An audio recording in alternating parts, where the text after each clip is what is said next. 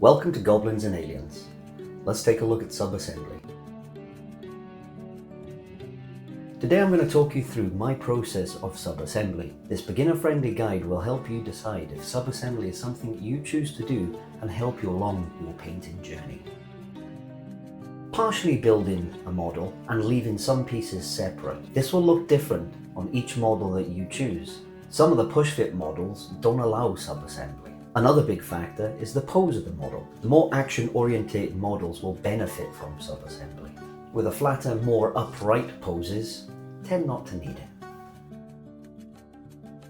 To be able to access the difficult to reach areas of the model so you're not fighting against the shape. It will also help avoid getting paint on areas that you don't want it.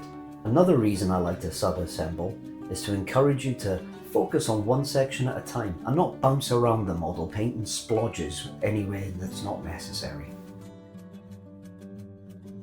Main characters or leaders of the group or anything that you want to put a bit of effort into.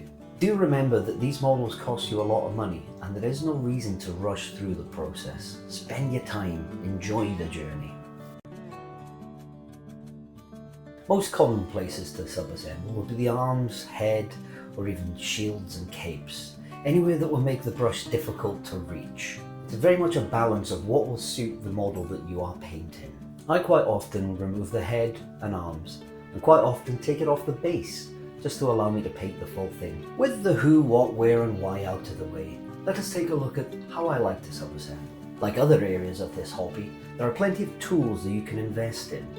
But the mentality of this channel is not to spend your monies until you have a full understanding of what you are doing and just use what you have at hand. Here are some of my tools. Blue tack, whatever brand you have. This I use for attaching and masking. Some sort of grip, vitamin bottles or a spice shaker, empty of course. And here's another use for the wine cork. If you are under the age of drinking wine, suggest to your responsible adult that they have done a grand job this week and they deserve a glass of wine. This is by far the simplest part, using blue tack to secure your chosen piece to your grip. The flaw in this is that you limit access to both sides and will have to reposition the part and risk damaging your paint job. The reason I would use this is if the part sits inside the model, this Terminator's helmet will only be visible from the front. The remedy is to elevate the part out of the blue tack. Here, I've used a short piece of sprue, glue to the underside, and then blue tack to the grip. This will grant better access to the part.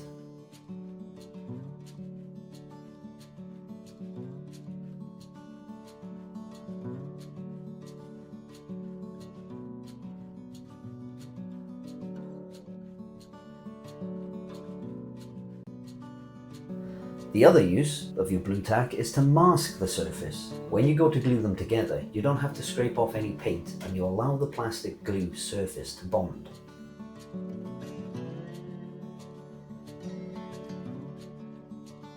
If you intend to do a zenithal prime, you can blue tack your model together. Prime it, zenithal, and then take it apart to sub-assemble. This will ensure that the directional light stays the same on each part.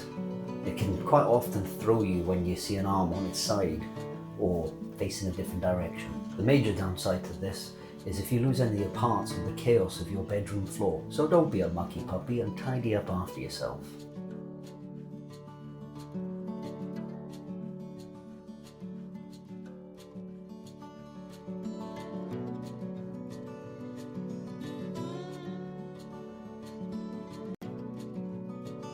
And with this quick dive into sub-assembly finished, all that's left to say is thank you for watching and take care.